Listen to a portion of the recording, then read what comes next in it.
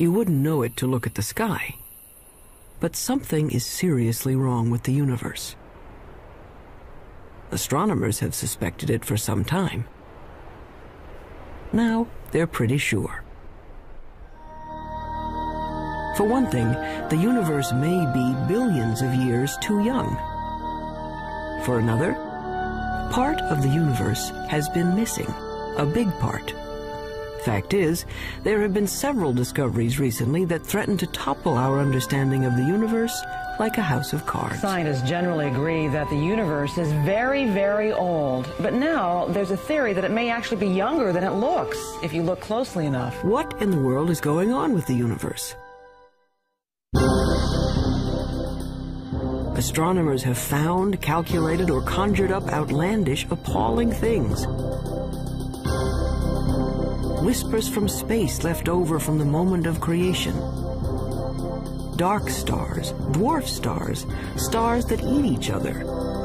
Stars clumped in galaxies, and galaxies clumped in larger, stranger structures. Only recently have we even begun to understand the scale of it all. We have discovered things so small. At a 10 millionth of a trillionth of a trillionth of a trillionth of a second is the earliest time we can really talk about. And expanses so vast. That's expanded by a fraction of a million times a trillion times a trillion. The researchers need a special notation. A billion times a trillion degrees. To write out the incredible distances and magnitudes involved in understanding the universe. Suppose we were to begin with Peoria. Peoria is the center of the universe. Well, not exactly, but the director of the planetarium has built a scale model of the solar system in and around his Illinois city. How's it going, Dave? Morning, Phil. Morning. A little bit to the left. I think you missed a spot. A sunspot, There. get it? You got it. The sun in this model is 36 feet high. Mercury is closest to the sun, of course, just around the corner at the school supply store. On that scale, the Earth is 6 blocks away at the Amoco station. Earth is open 24 hours a day. And Mars is 7 blocks beyond Earth at the TV station. Mars has life, or at least television reporters. Pluto is smaller than a golf ball. It's a full 40 miles out of town. And if you think rural Illinois is empty, try the universe.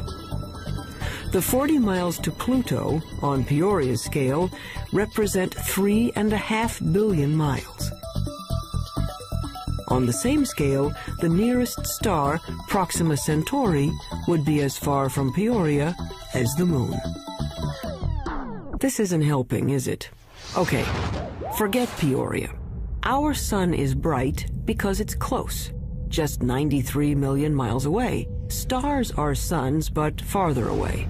The nearest star is 25 trillion miles away, so far that light from Proxima Centauri, light, the fastest thing in the universe, takes 4 years and 4 months to get here. They say the star is 4 1/3 light years away. Our sun is just one of the billions of stars in the galaxy we call the Milky Way. How far across is the Milky Way?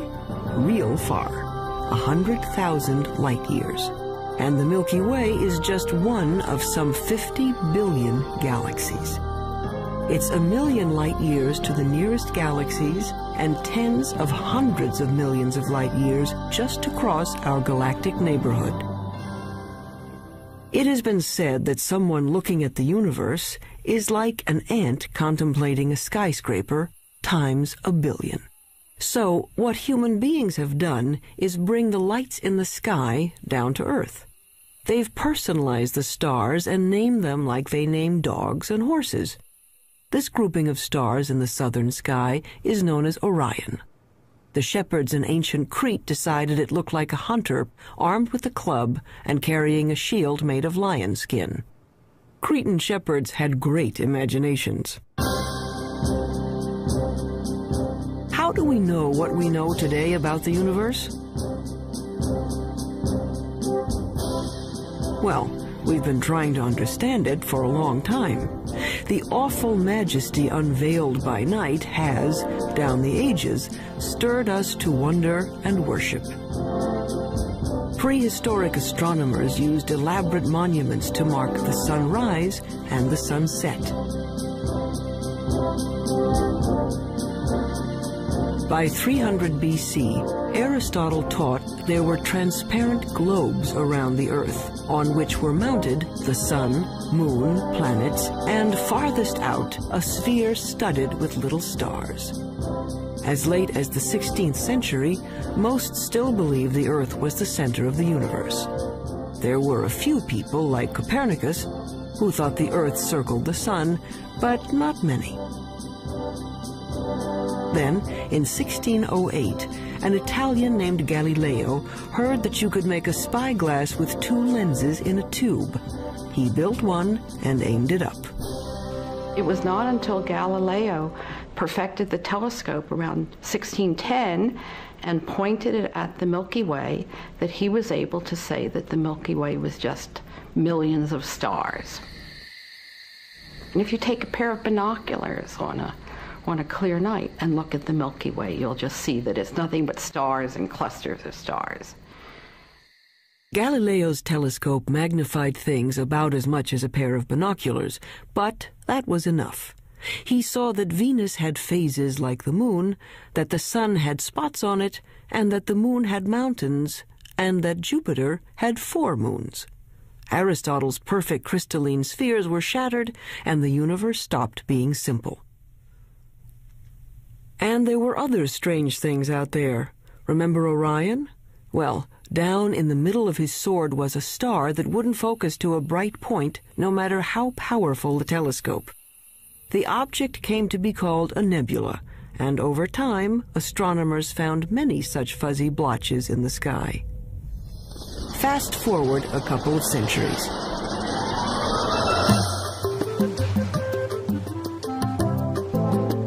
By 1924, the big astronomical telescopes had mirrors as well as lenses to concentrate the light. The one on Mount Wilson in Southern California had a collecting mirror 8 feet across. Images were captured on photographic plates in slow, careful time exposures. In the dark chill of the observatory dome, Edwin Hubble was studying a distinctive kind of star called a Cepheid variable. Astronomers use it as a distance marker because they know how bright nearby Cepheids are.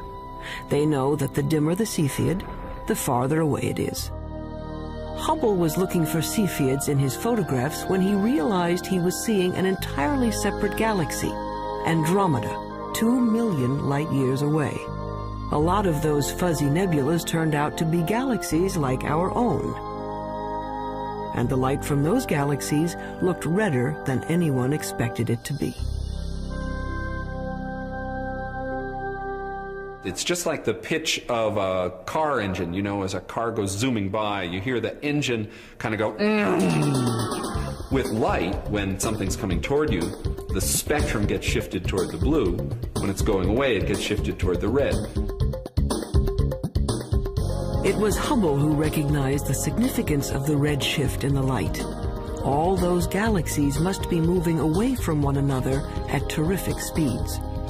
The entire universe was growing. The idea of an expanding universe surprised just about everyone and made a lot of scientists uneasy, even Einstein.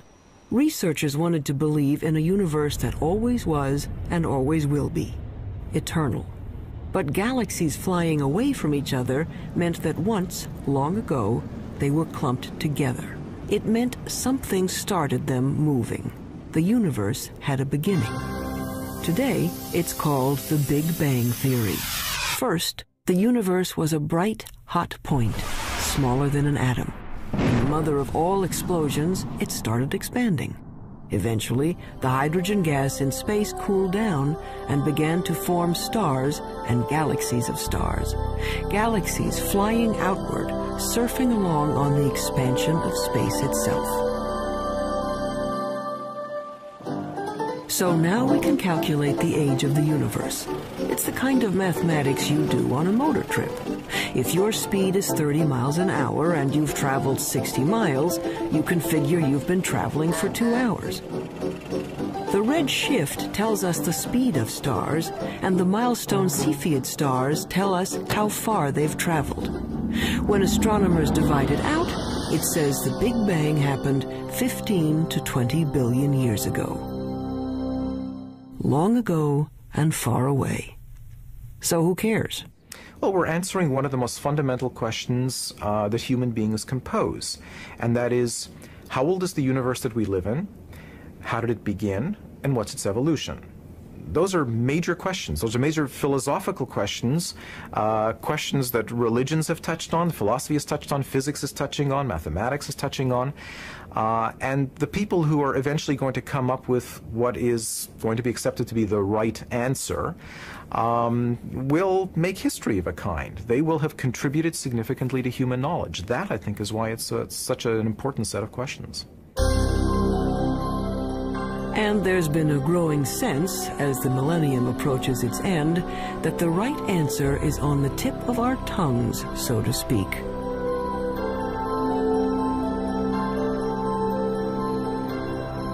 But not yet, not quite.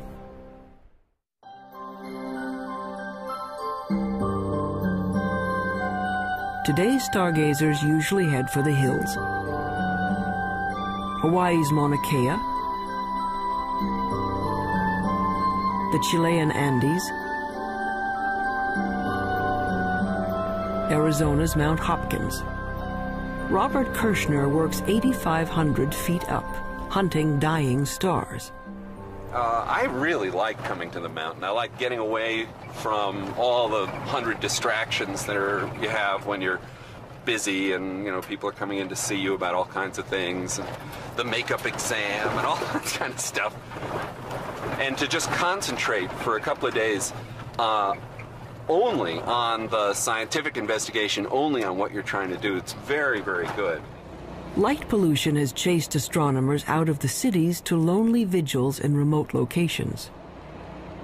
Kirshner watches for the sudden flare-up that means a star has exploded, a supernova, or its smaller cousin, a nova. The kinds of things I'm working on, these supernovae, which are events that come and go, if you don't get it this year or this month, that one is gone. You just lose the chance.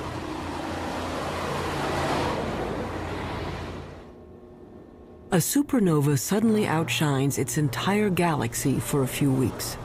If Kirshner and his colleagues can calibrate these cosmic flashbulbs, supernovas may prove even better mileposts than Cepheids. The game now for the supernovae, I think, is to find distant ones and to see if they really are the same as the nearby ones. Then we'll have a reliable tool to map out large-scale structure in the universe, and the supernovae, the Type 1 supernovae, look to me like a really good candidate for that. It's easy to find where supernovas have been. There are clouds of dust and gas in space marking places where stars have blown up. But supernovas are rare. A galaxy of 100 million stars might have one exploding star every 100 years. So Kirshner watches and waits. Well, the heroic age of observing has really passed. It used to be that you would be outside the whole night long, instead of sitting in a control room where a television brings the signal in and you're operating on a computer keyboard. 24. Okay, get the CCD in the right mode. It's hard staying up all night. Good. But there's a kind of sense of adventure to it that is a little bit like being a kid and lying out in the snow and kind of figuring out the constellations. Some of that is good for you, too. Yeah, fine. Breaking in the cookies are ready. I can have a cookie if You I have want. 10 hours to go. Look at all those cookies. I have one every half hour. I'll need the whole. In this era of digital cameras and electronic light amplifiers, men are still watching the skies and craftsmen are still grinding telescope mirrors. Like this 21-foot monster under construction at the University of Arizona. But one thing hasn't changed much in 400 years. Astronomers are still battling their ancient enemy, the air. Starlight shimmers and twists as it passes through our atmosphere. The twinkling of the stars may be a delight to poets, but astronomers are trying to get rid of it. What we can do is shine a laser into the sky. We focus on some sodium atoms, which are at about 100 kilometers above the surface of the Earth. We can make those glow with the laser and create an artificial star, which is sort of directly in line with the very faint object we want to look at. And then if we measure the blurring of the artificial star and correct that, then the faint object we really want to look at is corrected as well. And we have liftoff of the Space Shuttle Endeavour. But until that technique is perfected, astronomers have another way to take the twinkle out of the stars. All they have to do is put the telescope above that pesky atmosphere, in orbit. In 1990, NASA launched a space telescope and named it for Edwin Hubble. Unfortunately, its mirror was made wrong and its first pictures were blurred.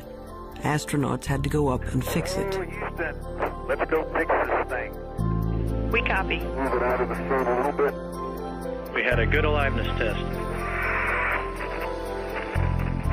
Outstanding. Houston, Endeavour has a firm handshake with Mr. Hubble's telescope. We copy that, Cody, and there are miles galore down here. It could be real exciting for the astronomical community, I guess, and for the whole world to see what Hubble really can do with a good set of eyeballs. The out-of-focus pictures gave way to spectacular shots of interstellar dust clouds and the great galaxies of stars. In just one bit of the sky, a tiny patch that could be blocked by a grain of sand held at arm's length, astronomers found 2,000 galaxies. They were seeing better than they ever could before. So one way of looking at it is if there was a firefly in Tokyo, and here we are in Washington looking at it, we could tell if there was another firefly 10 feet away, we'd actually be able to distinguish them. In 1994, at the Space Telescope Science Institute in Baltimore, astronomer Wendy Friedman was using the newfound clarity of the Hubble to observe the heavens and stumbled into the cosmological controversy of the decade. Yeah, I just wanted to ask you not to break out any observations until I give you a clear. So when were these images taken? She and her team, like Edwin Hubble before them, were looking at those milestone stars. And the cosmic rays aren't nearly as apparent. For our work, we need a telescope out in space because what we're after is a certain kind of star. It's called a Cepheid. And we have to be able to detect that kind of star against the background of a galaxy. And the Earth's atmosphere smears and blurs our view, and we can't detect those stars. Friedman got the best readings yet on Cepheids in a neighboring galaxy, and a measurement of its distance. Using the redshift speedometer, she calculated a new age for the universe. Our preliminary measurements indicate that the age of the universe is somewhere in the range from 8 to 12 billion years. And that immediately brings about a conflict with other ages that have been measured. That's a problem. Her universe is younger than some stars, and the age dating of stars is very accurate. Scientists can read a star's chemical changes like a clock. When we look at a cluster of stars, hundreds or thousands, it doesn't really matter. What we have to do is go in and measure the brightness of the brightest star that's left in the cluster, that's still burning hydrogen in its core. And that star is the minute hand on the clock, because that's the star that is closest to burning out its hydrogen, closest to ending its life, and that's a direct measure of the age of the cluster. But unfortunately, the star clock has been running 6 billion years longer than Friedman's universe.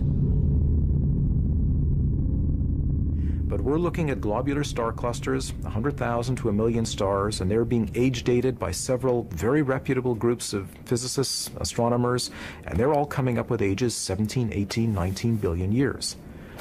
That's a problem. We're very close to having a kind of contradiction between the ages of the stars and the age of the universe. This would be quite embarrassing, because you really shouldn't be older than your mother. Clearly, if the universe is 10 or 12 billion years old, then there can't be stars in the universe that are 15 or 17 billion years old. That's not logical, at least if the entire Big Bang theory is right or even close to being right. Wendy Friedman is well aware of the dilemma. She knows that, like many other puzzles about the universe, this one will probably be around for a while. I think anytime you get a new tool, you get data that are of better quality than were possible to obtain in the past. Yeah. You learn new things, and yes, sometimes leads to confusion because there aren't answers for all of the questions that are being raised. But it's a healthy aspect of science and how science proceeds.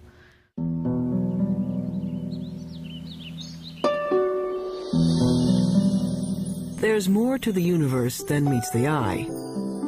We can see only a small part of what's going on out there.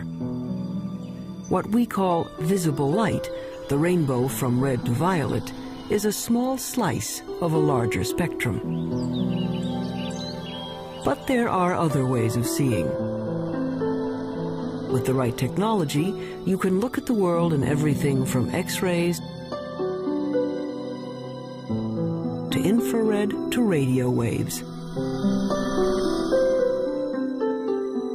In the last few decades, the new tools have brought a previously hidden universe into view.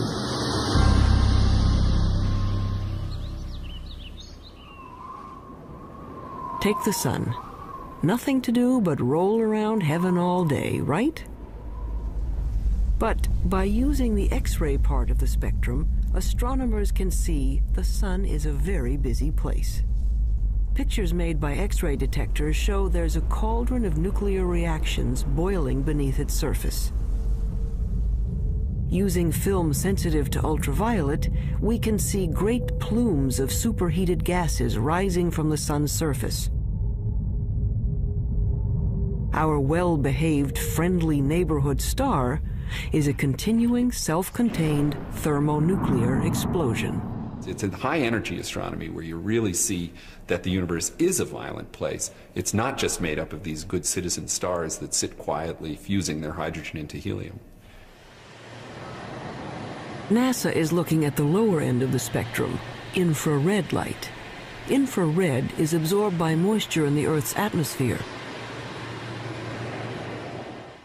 So infrared telescopes are mounted on planes to lift them above the clouds.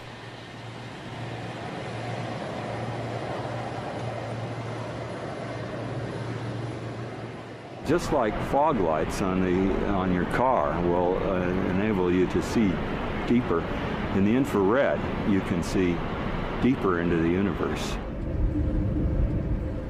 We warm human bodies shine in the infrared.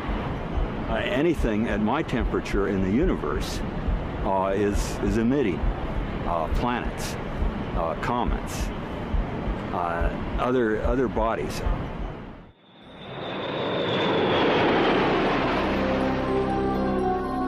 The star-forming regions of the universe are often hidden from view by dust clouds, until infrared astronomy allowed us a way in. Now we can see clouds of frigid hydrogen gas condensing and starting to heat up as stars. The sky in the infrared is a strange and wonderful place.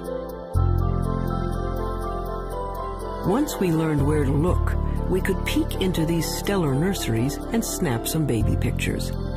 This is Hubble's view of the Eagle Nebula. The bright spots on the edge of these monstrous pillars of gas are brand new suns.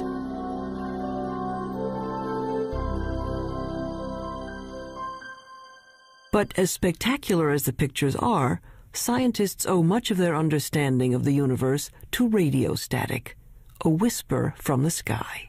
If you're listening to the universe with a radio telescope, it would mainly be a hissing sound. It sounds like steam escaping from radiators. They heard it first by accident. In 1965, researchers at Bell Telephone Laboratories had built a powerful listening station to hear signals from the first of America's communication satellites. But they were distracted by an ultra-low frequency hiss from everywhere in the sky. What they were picking up was energy from the bright flash that started the universe, an echo of the Big Bang itself. Radio astronomy was the second big window we opened on the universe. The first big window was Galileo going and putting a telescope to his eyes and seeing if he could see with his own eyes, and then with film eventually. The next big step was radio astronomy, a great step forward in terms of discovering new things and understanding new things. The discovery of the cosmic background radiation was a fatal blow to those who wanted to believe in an eternal universe. The Big Bang proponents had won. But the cosmic background radiation seemed to be smooth and even, coming from everywhere in the sky. Just what you'd expect from a universe that began from a single point. But then, why weren't the stars spread evenly through space? Galaxies should be moving steadily outward as the universe expands. Each should be moving away from all others like raisins in a rising loaf of bread. Astronomers had thought that the universe was sort of expanding uniformly and the galaxies were just going along, and that the only motion we should see is the Earth going around the Sun and the Sun going around the galaxy.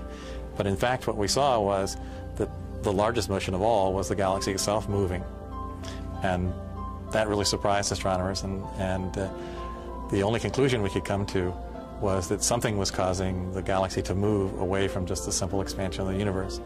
And after thinking about it for a while, the conclusion was that there must be a large group of galaxies near us. When astronomers plot the position of galaxies in their computers, they find filaments and clusters and walls of galaxies. How could that be if radio telescopes were saying the energy of the Big Bang was evenly spread across the sky? There had to be some seeds at the beginning. There had to be some small lumps in the early universe that are going to grow to create the structure. So Smoot went looking for irregularities in the background radiation to show that the Big Bang explosion was uneven. In 1989, his instrument package went up on a satellite, the Cosmic Background Explorer. It found subtle variations in the energy left over from the moment of creation. Announced in 1992, it was one of the momentous discoveries of the century. The universe made sense again. Smoot later told the press these wrinkles in the cosmic background radiation were the largest structures ever seen and the oldest. He told reporters that it was like seeing God. And that's the one that the press grabbed on because that's the one people could relate to. And that got spread all over and got much more attention, including people from philosophy and religion coming in and asking questions. But if researchers could finally explain why there are stars and galaxies and collections of galaxies, that didn't solve their other major problem. It's a little like the old childhood rhyme. The other day upon the stair, I met a man who wasn't there. He wasn't there again today. Oh, how I wish he'd stay away. The problem is that we know that at least 90% of the universe is something we don't know what it is. In the late 1970s, astronomer Vera Rubin and her associates noticed something peculiar on the outer edges of spiral galaxies like our own. Like flotsam caught in a whirlpool, stars on the fringes of galaxies should be moving more slowly than stars at the center. But what Rubin saw appeared to defy the laws of physics. The stars on the edge were moving just as fast as those in the middle. We live, sort of 2/3 of the way, we being the Earth, about 2/3 of the way out from the center of our galaxy, and we're orbiting at 500,000 miles an hour. That's pretty fast. Faster than it should be. Such velocities could only be caused by an enormous gravitational pull, which requires more matter than anyone had detected out there. A lot more. It was a shock to learn that when we were studying the universe, we really weren't studying the universe. We were studying just the 5 or 10% of it that was luminous. So it's like, I don't know, trying to study the Earth and just looking at Pennsylvania. All the things we have ever observed in the universe, the planets, the stars, the galaxies, the clusters of galaxies, make up 10% of the universe, maybe less. Early efforts to track down the missing matter failed. They call the 90% that is not visible dark matter. But no one knew what it was. Maybe dead dark stars, or some kind of cosmic dirt, or maybe a whole lot of something extremely small is filling space.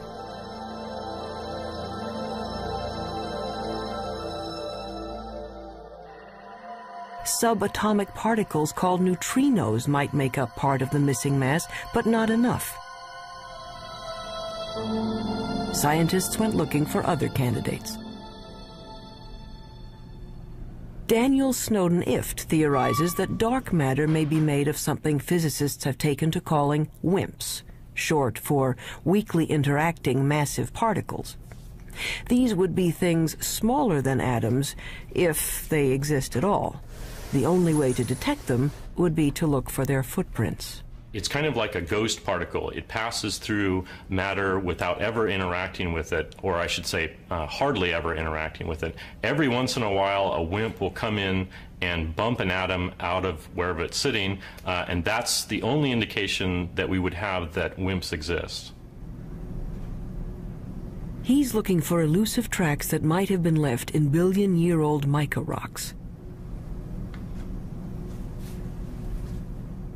Mineral mica has one of the most regular atomic structures of all, so if a WIMP had passed through it, it might have knocked some atoms out of alignment. What we're looking for is the WIMP to come in, bump one of the atoms in the mica, and that recoiling atom then produces a chemical change within the mica. In his search for the WIMPs, he splits up endless mica samples and bathes them in hydrochloric acid.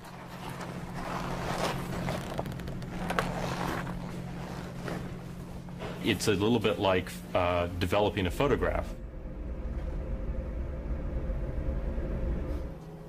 The etched mica goes under a super microscope, which magnifies it 50 million times. Mica may be the perfect place for clues to the missing mass. Unfortunately, to date, Daniel Snowden Ift hasn't found any WIMPs. Researchers stunned a 1996 meeting of astronomers when they announced they had found the dark matter, or at least some of it. They had picked up ripples in starlight caused by dwarf stars too dim to be seen directly. A halo of these objects surrounding galaxies would account for the missing part of the universe. To bug the physicists looking for WIMPs, the astronomers call these tiny dense stars machos, massive compact halo objects.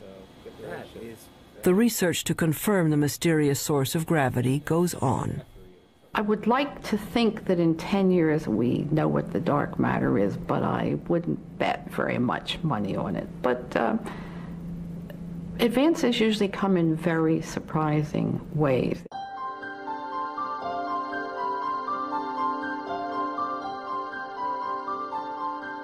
Why do we care about something that we can barely measure and can't see at all? Because it might tell us how the universe is going to end.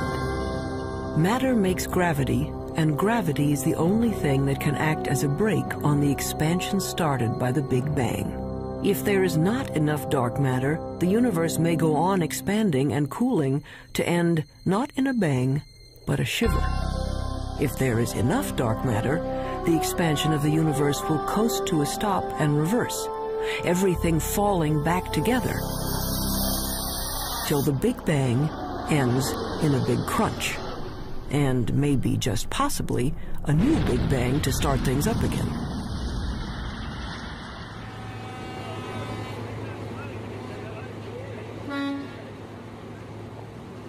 Albert Einstein, among other things, revolutionized the way we think about good old gravity.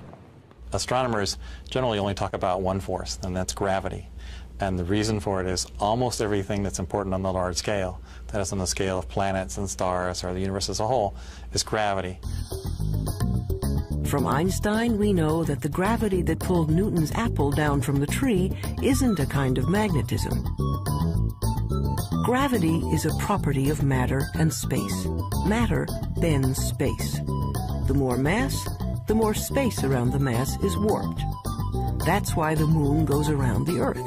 It's trapped in a dimple in space, a gravity pit created by the mass of the Earth. When enough matter collects, gravity is strong enough to squish hydrogen atoms into helium atoms.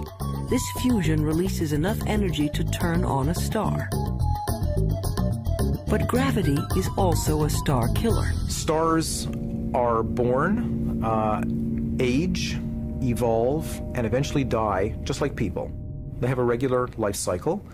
During the entire life of any star, there is this delicate balancing act, because gravity is always at work trying to crunch the star down into a small point, and the high internal pressures are trying to blow the star up and blow it apart. And for about 90% of the life of the star is in nearly perfect equilibrium. And it just sits there, burning away and producing radiation. But when the fuel is gone and the fires go out, gravity is free to collapse the star. A medium-sized star like our Sun will burn steadily for 10 billion years. Then, in a kind of cosmic spasm, it will puff up to engulf the inner planets before collapsing into one of those white dwarf stars. A star twice the mass of our Sun would collapse even farther, ending up as a super-dense star the size of New York City, a neutron star. A teaspoonful of stuff from a neutron star would weigh 100 million tons.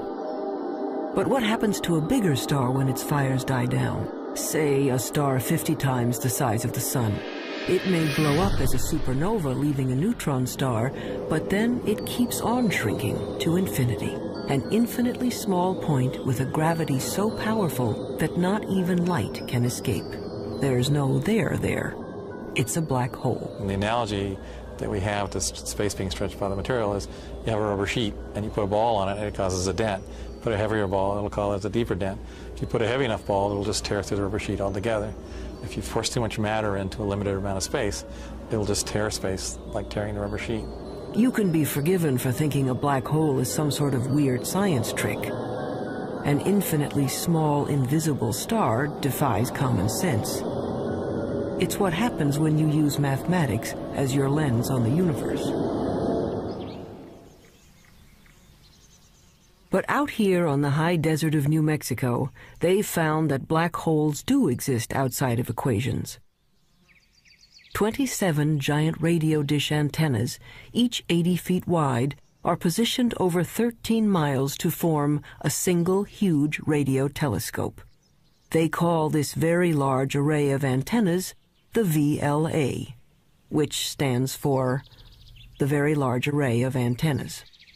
James Moran is one of the world's foremost radio astronomers. The VLA has had a tremendous impact over the last 15 years.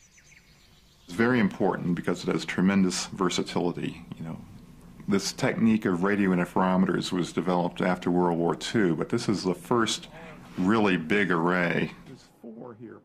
Dust obscures light rays, but this instrument can penetrate that dust because radio waves go right through the dust, and we can see down to the core of things that can't be seen in optical astronomy, for example. It turns out that a black hole can create radio signals as it sucks in matter.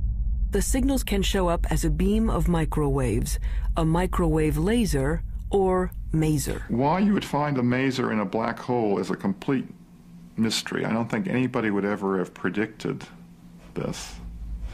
What we have found is that there's actually a very light molecular cloud in a disc shape.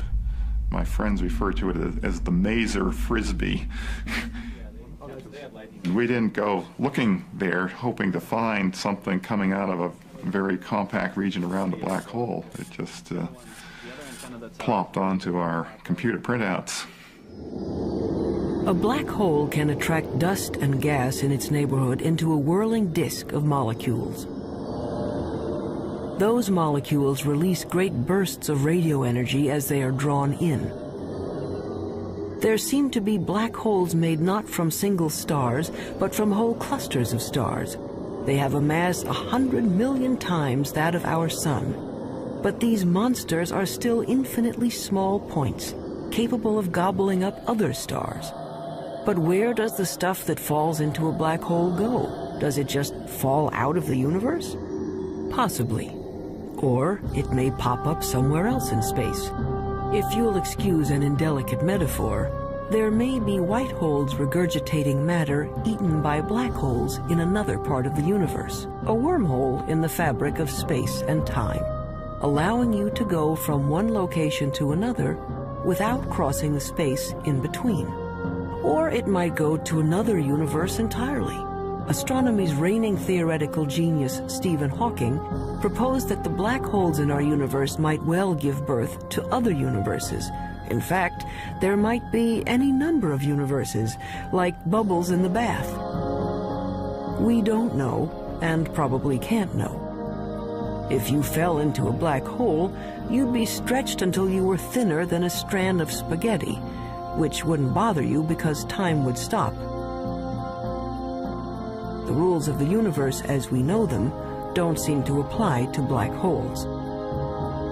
That's what happens when you start messing around with infinities. It leaves us with a universe with holes in it. A universe with a lot of room for imagination.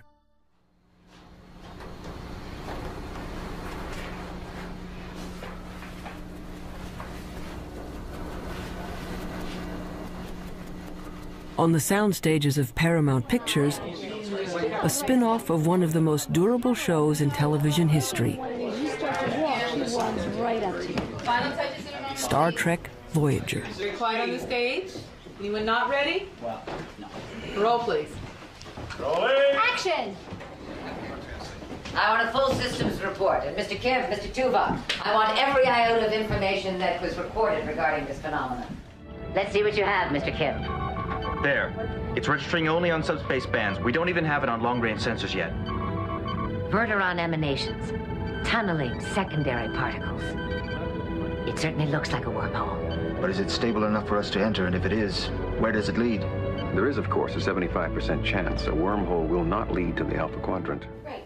Changing Jennifer's mark. That'll be Jennifer's mark. Yes, I gave that to her. I changed it. Real-world astronomers have confirmed now there are planets circling other suns. The problem is, we can't get to these other worlds in any reasonable amount of time. 20th century physics says nothing can go faster than the speed of light. You want black wrap that? Sure, go ahead. But that would be much too slow for a 24th century operation like Star Trek. The dramatic need of a television series called Star Trek is that we need to travel to a different planet every week.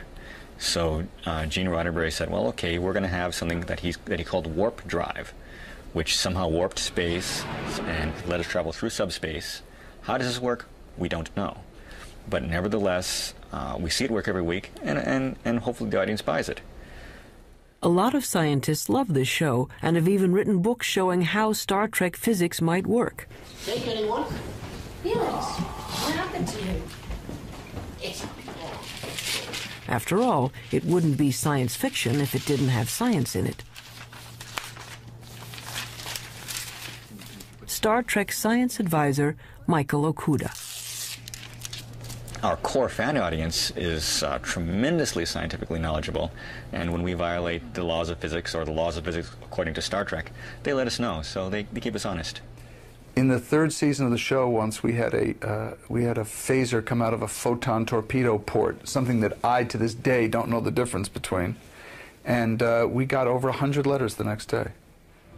Any analysis yet, Ensign? Too far away. We'd have to be within 1,000 kilometers to get a detailed analysis. But that would mean a significant course change. Well, Mr. Kemp, if there's even the possibility of finding a wormhole, I think we can afford a detour. Scientists take wormholes seriously enough that they have become an assignment in George Smoot's physics class. Given a wormhole a couple of miles across, students are asked to calculate what could pass through without being destroyed by gravitational tides. The smallest piece of electronic that wouldn't be torn apart in terms of going through this. And the answer was, it's something that's smaller than a chip, but it's roughly the size of a chip. And so, you know, in science fiction shows, they just show small wormholes that you go into, but in reality, the wormhole would have to be quite huge. But theoretically, at least, you could go someplace else in space or time. As far as physics goes, a wormhole is a loophole in the laws of the universe.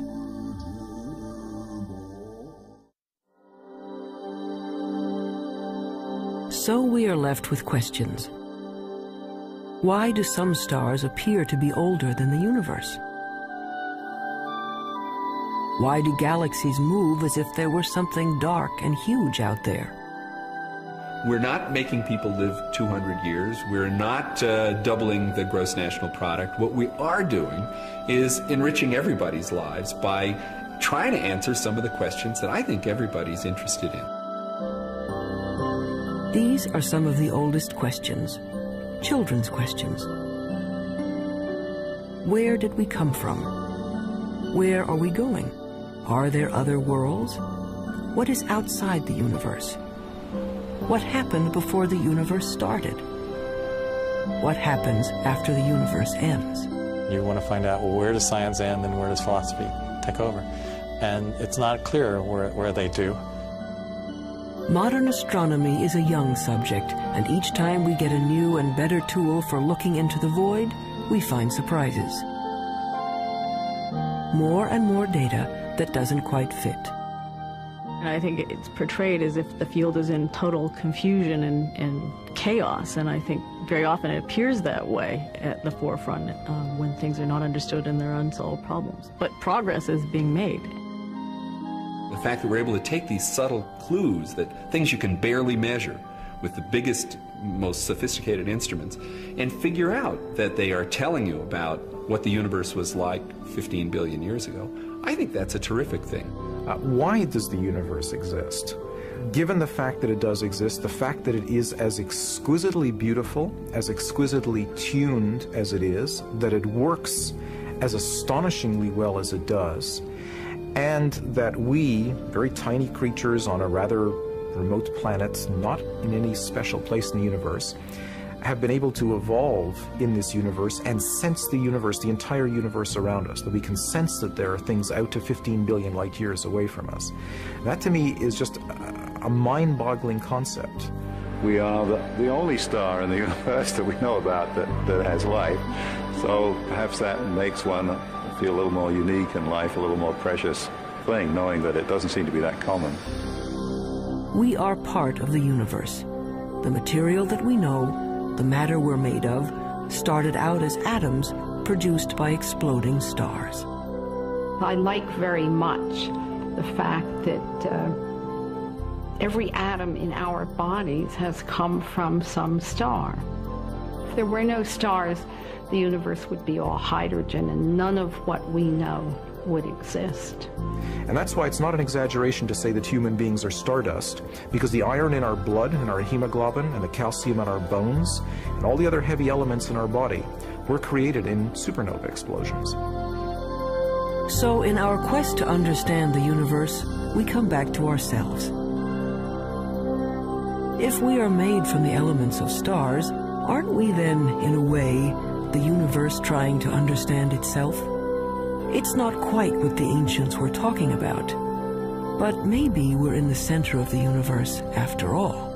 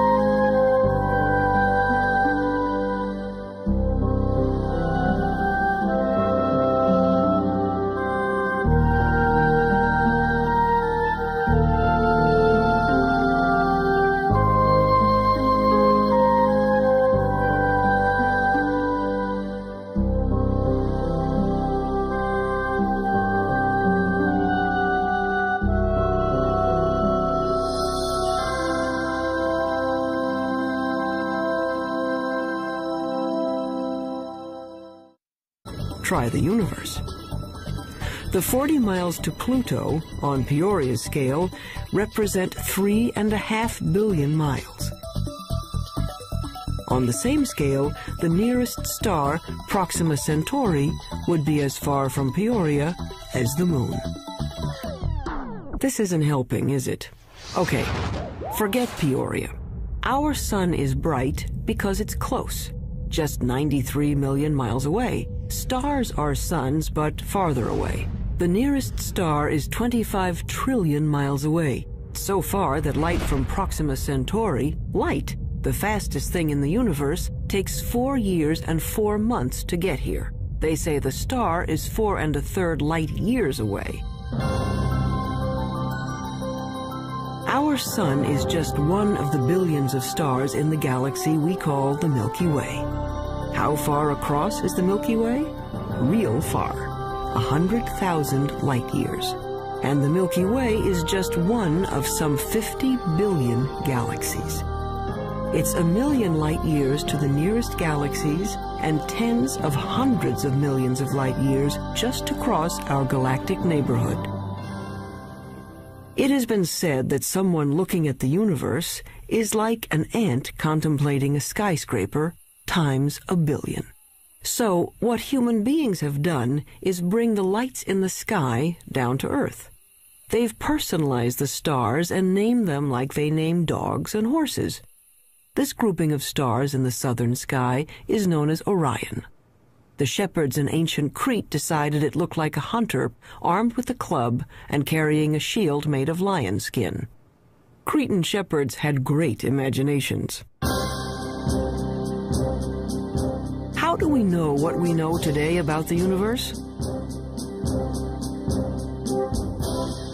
Well, we've been trying to understand it for a long time. The awful majesty unveiled by night has, down the ages, stirred us to wonder and worship. Prehistoric astronomers used elaborate monuments to mark the sunrise and the sunset.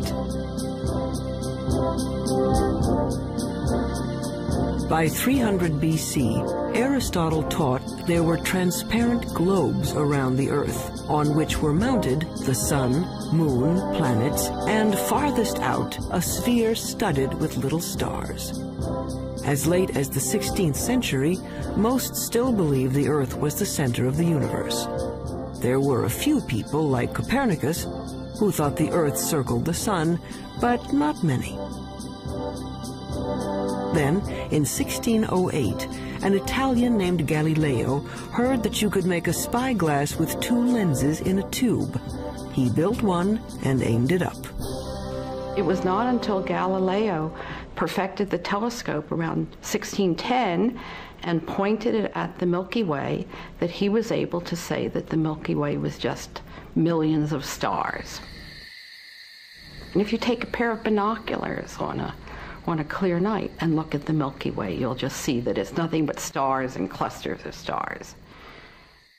Galileo's telescope magnified things about as much as a pair of binoculars, but that was enough.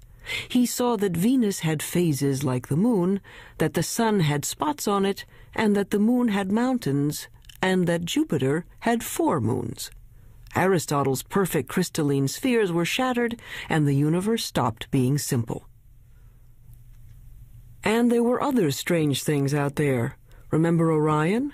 Well, down in the middle of his sword was a star that wouldn't focus to a bright point, no matter how powerful the telescope. The object came to be called a nebula, and over time, astronomers found many such fuzzy blotches in the sky. Fast forward a couple of centuries.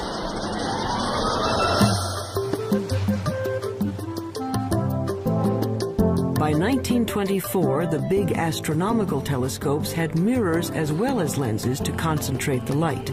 The one on Mount Wilson in Southern California had a collecting mirror 8 feet across. Images were captured on photographic plates in slow, careful time exposures.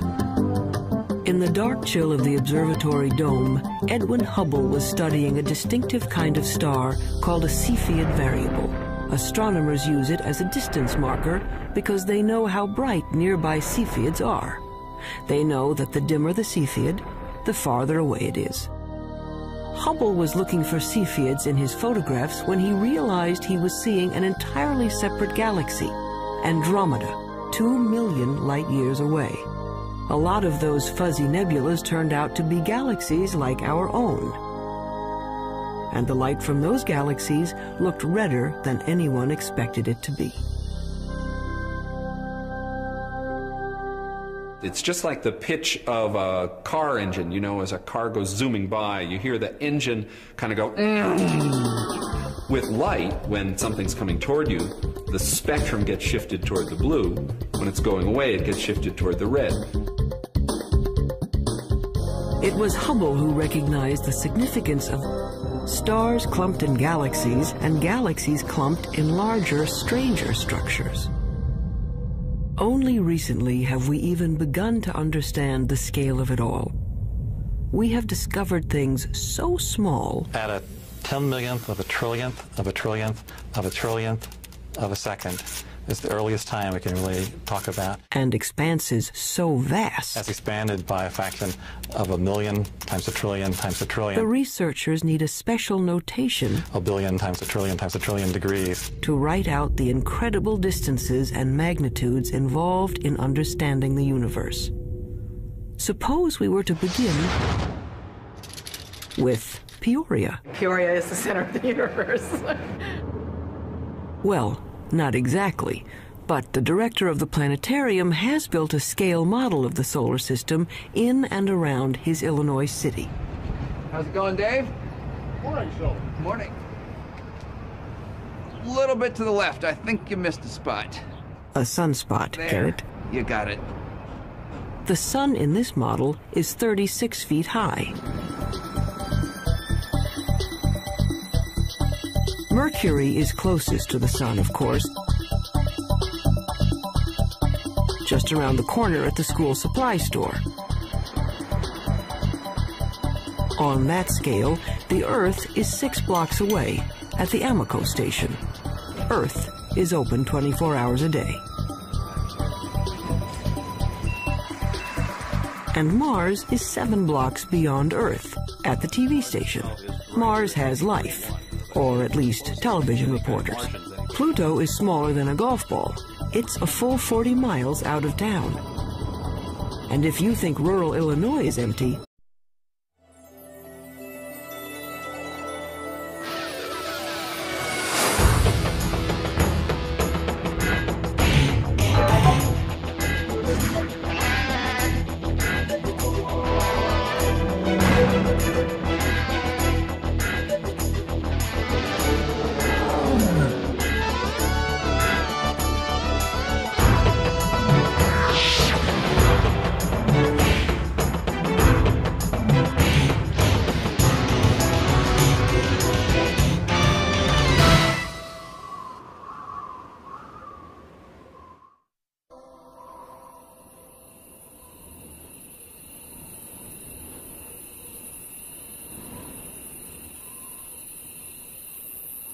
You wouldn't know it to look at the sky.